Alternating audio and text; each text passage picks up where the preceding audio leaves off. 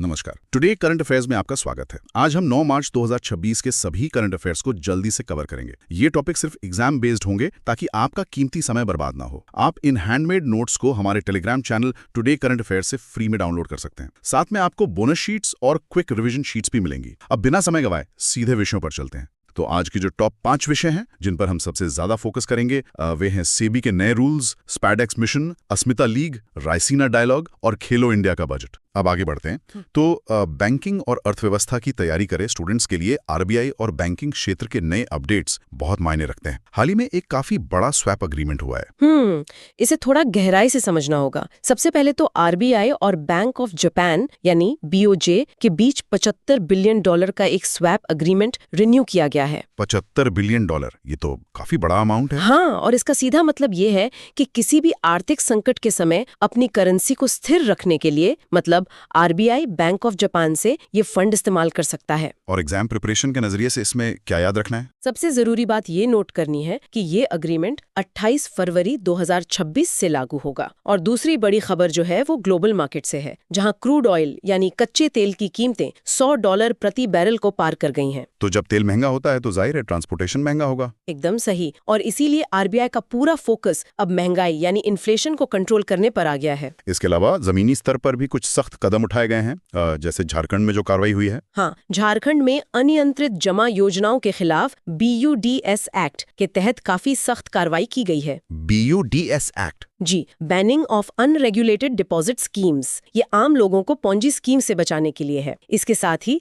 DFS ने NCLT में public sector banks के जितने भी पेंडिंग केस थे उनकी समीक्षा की है, ताकि बैंकों का फंसा हुआ पैसा जल्दी वापस आ सके। बिल्कुल। और अंत में IEPFA ने महिला निवेशकों के लिए एक विशेष फाइनेंशियल लिटरेसी वर्कशॉप भी आयोजित की है। चलो नेक्स्ट टॉपिक देखते हैं। फाइनेंशियल मार्केट में भी काफी नए बदलाव देखने को मिल रहे हैं। खासकर सेबी ने कुछ ताजा निर्देश जारी किए हैं। सेबी के नियम वैसे भी एग्जाम्स में बहुत बार पूछे जाते हैं। सबसे पहले तो सेबी ने म्यूचुअल फंड्स इन्वेस्टर्स के लिए वॉलंटरी लॉक इन की सुविधा शुरू कर दिया है। वॉलंटरी लॉक इन मतलब निवेशक अपनी मर्जी से फंड्स को लॉक कर सकते हैं। हाँ, एक तय समय के लिए। ये एग्जाम अलर्ट पॉइंट है, इसे स्टूडेंट्स को जरूर याद रखना चाहिए। इसके अलावा जो ऑल्टरनेटिव इन्वेस्टमेंट फंड्स हैं जिन्हें हम AIF कहते हैं, उनकी रिपोर्टिंग के लिए भी नए नियम लागू कर दिए गए हैं। और आज के डिजिटल युग में जो फिन्फ्लुएंसर्स हैं उनके लिए भी तो एक बड़ा अपडेट है। एकदम। फाइनेंशियल इन्फ्लुएंसर्स के लिए अब सोशल मीडिया पर अपना सेबी रजिस्ट्रेशन नंबर बताना अनिवार्य कर दिया गया है। इससे तो निवेशकों को गुमराह होने से बचाया जा सकेगा, जिनकी खरीद बिक्री मार्केट में बहुत कम होती है। तो उनमें मैनिपुलेशन का खतरा ज्यादा रहता है। सही कहा। और मार्केट कस्टोडियंस के कामकाज को बेहतर बनाने के लिए भी सेबी ने नई गाइडलाइंस जारी कर दी है। अब एक और इम्पोर्टेंट टॉपिक की बात करते हैं। अब हम इकोनॉमिक सर्वे और बजट के आंकड़ों पर नजर डालते हैं। इस बार स्पोर्ट्स के लिए जो बजट आया है वो वाकई काफी बड़ा है। हाँ, इन आंकड़ों को डिकोड करना बहुत जरूरी है। Ministry of youth affairs and sports को इस बार 4,479.88 करोड़ रुपए का रिकॉर्ड स्पोर्ट्स बजट मिला है। ये तो बहुत बड़ी रकम है। बिल्कुल। और इसमें से विशेष रूप से खेलो इंडिया मिशन के लिए 924.35 करोड़ रुपए आवंटित हुए हैं। और शायद स्पोर्ट्स गुड्स मैन्युफैक्चरिंग के लिए भी कुछ अलग से फंड बना है। जी, स्पोर्ट्स का सामान बनाने वाले उद्योगों को बढ़ावा देने के लिए 500 करोड़ रुपए का एक बिल्कुल अलग फंड बनाया गया है। इसके अलावा इंफ्रास्ट्रक्चर के भी कुछ बड़े प्रोजेक्ट्स लॉन्च हुए हैं। हाँ, दिल्ली में अर्बन मोबिलिटी के तहत 33,500 करोड़ रुपए के बड़े ट्रांसपोर्ट प्रोजेक्ट्स लॉन्च हुए हैं। ये तो शहर का पूरा पब्लिक ट्रांसपोर्ट ही बदल देंगे। एकदम। और जहाँ तक बड़े लक्ष्यों की बात है, कैंडिडेट्स को ये याद रखना चाहिए कि भारत ने 2036 तक टॉप 10 स्पोर्टिंग नेशन बनने का लक्ष्य रखा है। ये था एक इम्पोर्टेंट अपडेट। अब आगे चलते हैं। चलिए अब राष्ट्रीय स्तर की अहम खबरों और संसद से जुड़े अपडेट्स को सामने रखते हैं। संसद में हमारे विदेश मंत्री S जयशंकर जी ने वेस्ट एशिया संकट पर एक बहुत ही आधिकारिक बयान दिया है। यहाँ एक खास आंकड़ा ध्यान रखने वाला है। वो 67,000 भारतीयों की वापसी वाला। बिल्कुल। वेस्ट एशिया से 67,000 भारतीयों की सुरक्षित वापसी हुई है। इसके अलावा ministry of electronics and IT यानी मेटी बच्चों की डिजिटल सेफ्टी के लिए सोशल मीडिया पर एज रिस्ट्रिक्शन लगाने पर विचार कर रहा है। और नीति आयोग की भी एक इम्पोर्टेंट मीटिंग हुई है विशाखापट्टनम में। जी, विशाखापट्टनम में नीति आयोग द्वारा रीजनल बेस्ट प्रैक्टिसेस सेमिनार का आयोजन किया गया। कानूनी क्षेत्र की बात करें तो सुप्रीम कोर्ट में अल्पसंख्यक शिक्षण संस्थानों के दर्जे को लेकर एक बहुत अहम सुनवाई हुई है। माइनॉरिटी एजुकेशनल इंस्टीट्यूशंस को लेकर। हाँ, और अंत में कैबिनेट कमेटी ऑन सिक्योरिटी ने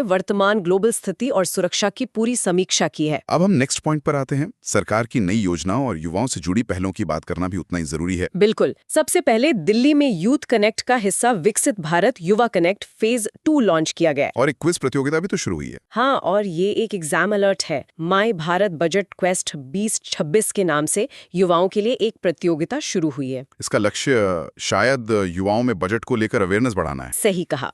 इसके अलावा स्वास्थ्य के मोर्चे पर देश भर में 7 से 10 मार्च तक जन औषधि दिवस मनाया गया है। और खेलों के लिए जो खेलो इंडिया स्कीम थी उसमें भी कुछ बदलाव हुआ है। हाँ, खेलो इंडिया स्कीम को अब अपग्रेड करके एक पूरे दशक यानी 10 साल लंबे मिशन में तब्दील कर दिया गया है। तो ये था आज का ये टॉपिक। अब देखते हैं अगले स्लाइड में क्या है। रेलवे और देश के बड़े इंफ्रास्ट्रक्चर प्रोजेक्ट्स के साथ साथ इसरो के निर्माण कार्यों की भी बात कर लेते हैं। इन प्रोजेक्ट्स की तकनीकी जानकारी बहुत जरूरी है।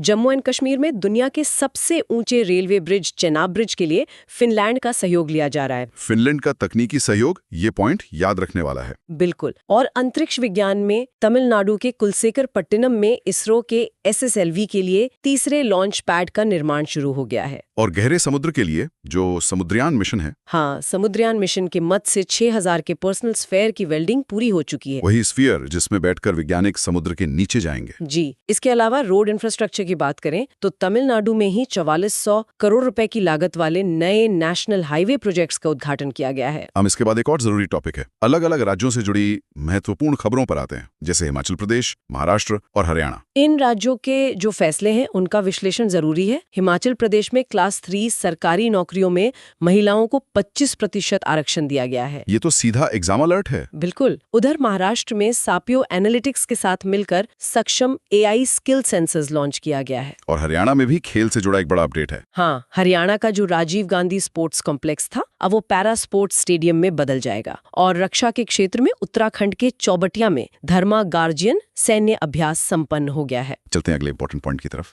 अंतर्राष्ट्रीय सम्मेलनों की बात करें तो रायसीना डायलॉग के बारे में जानना बहुत जरूरी है। बिल्कुल। दिल्ली में रायसीना डायलॉग का 11वां संस्करण आयोजित हुआ और इसके चीफ गेस्ट थे फिनलैंड के राष्ट्रपति। और इसकी थीम क्या थी? इसकी थीम थी संस्कारा, असर्शन, अकोमोडेशन, एडवांसमेंट। और याद रखें कि इसमें 110 देशों ने भाग लिया। इसके अलावा लंदन में भी एक बैठक हुई है। हाँ, लंदन में 26वीं राष्ट्रमंडल विदेश मंत्री बैठक यानी CFMM का आयोजन हुआ। साथ ही भारत जल्द ही वर्ल्ड सर्कुलर इकोनॉमी फोरम की मेजबानी करेगा। और मुंबई में भी तो एक इन्वेस्टमेंट फोरम हुआ है। जी, मुंबई में Canada India growth and investment forum का आयोजन हुआ। अब आगे बढ़ते हैं। भारत के अन्य देशों के साथ जो नए समझौते हुए हैं उनकी लिस्ट देख लेते हैं। सबसे पहले इंडिया और फिनलैंड के बीच डिजिटलाइजेशन, सस्टेनेबिलिटी और माइग्रेशन पर समझौते हुए हैं। और कनाडा के साथ जो ट्रेड एग्रीमेंट है, हाँ, इंडिया और कनाडा के बीच CPA रोड मैप तय हुआ है। इसका लक्ष्य 2030 तक दोनों देशों के ट्रेड को दुगना करना है। ये एग्जाम अलर्ट है। क्रिटिकल मिनरल्स को लेकर भी कनाडा के साथ कोई MOU हुआ है। बिल्कुल। क्रिटिकल मिनरल्स की सप्लाई चेन रेजिलियंस के लिए ये MOU साइन हुआ है। और अंत में इंडिया और EU के बीच जो ऐतिहासिक फ्री ट्रेड एग्रीमेंट है वो अब अपने अंतिम चरण में पहुंच गया है। चलो नेक्स्ट टॉपिक देखते हैं। वैश्विक अर्थव्यवस्था और रिपोर्ट्स के आंकड़ों को समझना भी बहुत जरूरी है। जैसा हमने पहले देखा, ग्लोबल एनर्जी प्राइसेस में क्रूड ऑयल $100 प्रति बैरल पार कर चुका है। और फाइनेंशियल इंक्लूजन की एक बहुत अच्छी रिपोर्ट भी आई है भारत के लिए। जी, भारत में महिला कर्जदारों की संख्या में 14.2% CAGR की दर से वृद्धि हुई है। और गल्फ रीजन के साथ जो हमारा व्यापार है उसके आंकड़े भी काफी इंप्रेसिव है। बिल्कुल। गल्फ रीजन के साथ भारत का द्विपक्षीय व्यापार अब $200 बिलियन तक पहुंच गया है। इस आंकड़े को अच्छे से याद रखना चाहिए। इसके अलावा ईरान की राजनीति से भी खबर है। हाँ, ईरान में नए सुप्रीम लीडर के रूप में मोज़त्तबा खामेनी के चुने जाने की रिपोर्ट आई है। अब एक और इम्पोर्टेंट टॉपिक की बात करते हैं।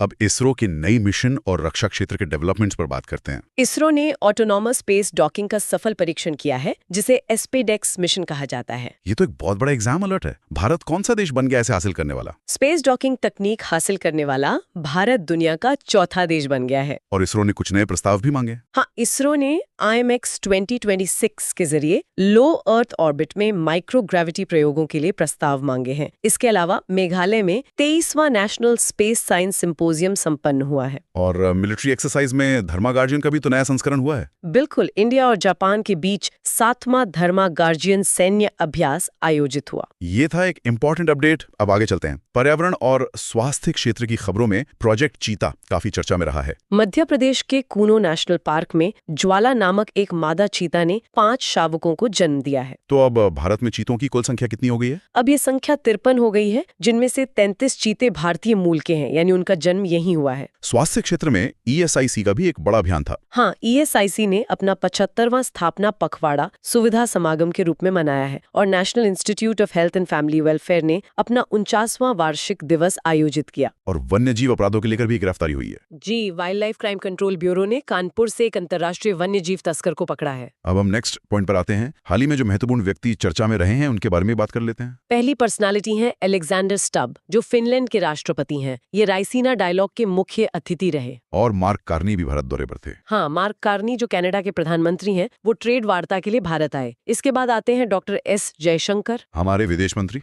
बिल्कुल, जिन्होंने वेस्ट एशिया संकट पर राज्यसभा में बयान दिया। इसके अलावा केंद्रीय मंत्री मनसुख मंडाविया जी का नाम भी है। जी, जिन्होंने my Bharat budget quest launch किया। और अंत में रक्षा खड़से, जो खेल राज्य मंत्री हैं, जिन्होंने अस्मिता लीग की घोषणा की। तो ये था आज का ये टॉपिक। अब देखते हैं अगले स्लाइड में क्या है। नई नियुक्तियों और चुनाव के नतीजों पर नजर डालते हैं। अंतर्राष्ट्रीय स्तर पर चिली के नए राष्ट्रपति के रूप में जोस एंटोनियो कास्टरिस्ट चुने गए हैं। स्टूडेंट्स को याद रखना चाहिए कि चिली एक साउथ अमेरिकन कंट्री है। बिल्कुल, और इस शपथ ग्रहण समारोह में भारत का प्रतिनिधित्व राज्य मंत्री कीर्तिवर्धन सिंह ने किया। और राष्ट्रीय स्तर पर नीति आयोग में भी एक नियुक्ति हुई है। हाँ, रोहित कुमार को नीति आयोग में एस्पिरेशनल डिस्ट्रिक्ट्स का नया मिशन डायरेक्टर बनाया गया है। और जैसा हमने पहले देखा, ईरान के नए सुप्रीम लीडर के रूप में मुज्तबा खामेनेई की नियुक्ति कंफर्म हो गई है। अब इसके बाद एक और जरूरी टॉपिक है, प्रमुख पुरस्कारों और सम्मानों की बात करते हैं। इंटरनेट गवर्नेंस के लिए आईकैन कम्युनिटी एक्सीलेंस अवार्ड दिया गया है। ये एक एग्जाम अलर्ट है। और महाराष्ट्र में भी कुछ अवार्ड्स दिए गए हैं। जी, महाराष्ट्र में लोकमत महाराष्ट्रियन ऑफ द ईयर 2026 पुरस्कार बांटे गए। चिकित्सा क्षेत्र में भी युवा डॉक्टरों को सम्मानित किया गया है। मेडिकल स्पेशलिटी एक्सीलेंस अवार्ड्स के तहत 26 युवा डॉक्टरों को सम्मान मिला है। इसके अलावा स्पेस साइंस सिंपोजियम में नॉर्थ ईस्ट के छात्रों को मेरिटोरियस अवार्ड्स दिए गए। और खेलों में महिला एथलीटों के लिए अस्मिता लीग के तहत महिला एथलीटों को उनके योगदान के लिए विशेष सम्मान दिया गया है। चलते हैं अगले इंपॉर्टेंट पॉइंट की तरफ। खेल जगत में अस्मिता लीग के कुछ विस्तृत आंकड़े हैं जिन पर बात करना जरूरी है। खेलो इंडिया के तहत भारत का लक्ष्य 2047 तक टॉप 5 स्पोर्टिंग नेशन बनना है। और इसी लक्ष्य को पाने के लिए अस्मिता लीग शुरू की गई है। बिल्कुल, महिला एथलेटिक्स को बढ़ावा देने के लिए ये लीग 250 स्थानों पर शुरू की गई है।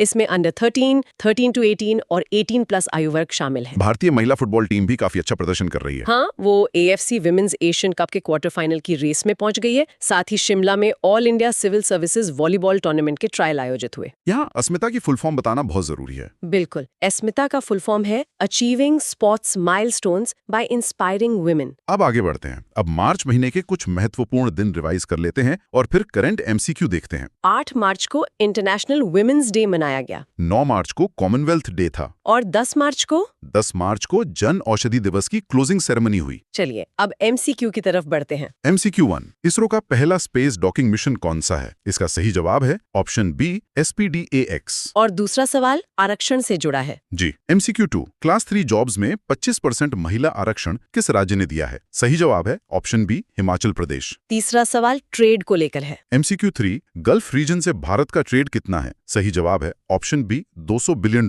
चलो नेक्स्ट टॉपिक देखते हैं। करंट अफेयर से जुड़ी स्टैटिक जीके की रिवीजन करना भी एग्जाम के लिए बहुत जरूरी है। बिल्कुल, क्योंकि स्टैटिक जीके हमेशा करंट न्यूज से ही पूछा जाता है। तो कुछ फुल फॉर्म्स देख लेते हैं। स्पैडेक्स का फुल फॉर्म है स्पेस डॉकिंग एक्सपेरिमेंट, जो इसरो का है। सीपा है comprehensive economic partnership agreement. ASMITA का फुल फॉर्म हमने अभी देखा था। जी, achieving sports milestones by inspiring women through action. और BUDS एक्ट है banning of unregulated deposit schemes. Geography का भी एक फैक्ट है, चिनाब नदी से जुड़ा। दुनिया का सबसे ऊंचा रेलवे ब्रिज चिनाब नदी पर है, जो जम्मू कश्मीर में है। और मिलिट्री फैक्ट है कि धर्मा गार्जियन अभ्यास चौबटिया उत्तराखंड में हुआ। अब एक और इम्पोर्टेंट टॉपिक की बात करते हैं। एपिसोड के अंत में अब हम आज के टॉप 8 फैक्ट्स की एक क्विक समरी देंगे। कैंडिडेट्स को इन पॉइंट्स को मल्टीपल टाइम्स रिवाइज करना चाहिए। पहला है $75 बिलियन का RBI BOJ स्वैप अग्रीमेंट। दूसरा, राइसीना के चीफ गेस्ट अलेक्जेंडर स्टब। तीसरा पॉइंट है महाराष्ट्र का सक्षम AI स्किल सेंसस। चौथा है 2047 तक का खेलो इंडिया गोल। टॉप 5 नेशन बनने का। पांचवा पॉइंट, क्रूड ऑयल $100 पार कर गया है। छठा पॉइंट, हिमाचल प्रदेश का 25% महिला आरक्षण। सातवां है 4,479 करोड़ रुपए का रिकॉर्ड स्पोर्ट्स बजट। और 8वां पॉइंट स्पैडेक्स को लेकर है। जी, भारत स्पेस डॉकिंग करने वाला चौथा देश बन गया है। तो ये थे आज के सभी इंपॉर्टेंट करंट अफेयर्स। आप PDF और क्विक रिवीजन शीट के लिए हमारे Telegram channel today current affairs को ज्वाइन कर सकते हैं। अगर आपको हमारा एफर्ट पसंद आया हो तो चैनल को लाइक, शेयर और सब्सक्राइब करें। धन्यवाद।